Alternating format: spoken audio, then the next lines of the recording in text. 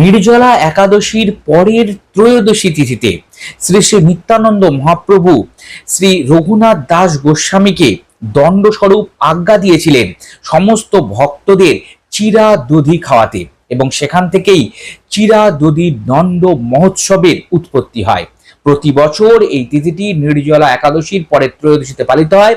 2026 সালের এই তিথিটি পড়ছে 27 জুন 2026। পানিহাটিতে বন্ধুরা এই বিশেষ উৎসব হয় গঙ্গা তীরে মহোৎসব তলা ঘাটে।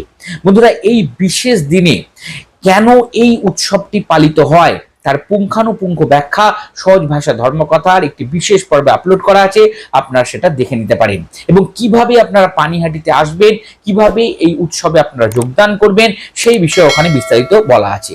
আজকে আমরা আলোচনা করব এই যে বিশেষ তিথি 27 জুন 2026 শনিবার দিন আসতে চলেছে।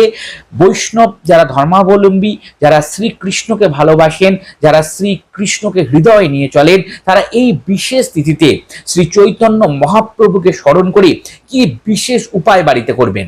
বন্ধুরা, আপনারা এই বিশেষ দিনে বাড়িতে অবশ্যই আপনাদের যে শ্রী বিগ্রহ আছে, যদি আপনারা পানিহাটিতে এসে উপস্থিত হতে পারছেন না, তাহলে বাড়িতেই নিজেরা ভগবানকে এই দিন চিড়ে এবং দধি অবশ্যই দেবেন, অর্থাৎ দই এবং চিড়ে।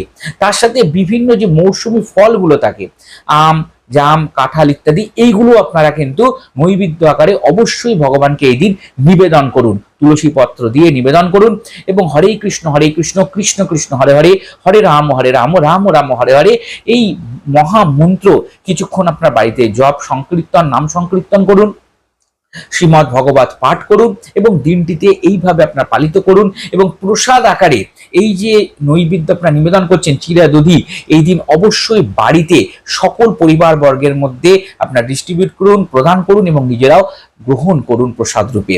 বন্ধুরা, এই বিশেষ তিথি অত্যন্ত পবিত্র একটা দিন, এবং এই দিন আমরা যদি এইভাবে সুন্দরভাবে পালন করতে পারি, তবে অবশ্যই শ্রী ভগবানের বিশেষ কৃপা আশীর্বাদ আমাদের উপরে আসবেই আসবে। আর যারা পানিহাটিতে আসতে চাইছেন তারা তো অবশ্যই সুস্বাগতম, পানিহাটিতে অবশ্যই আসুন এবং এই উৎসবে মেতে উঠুন।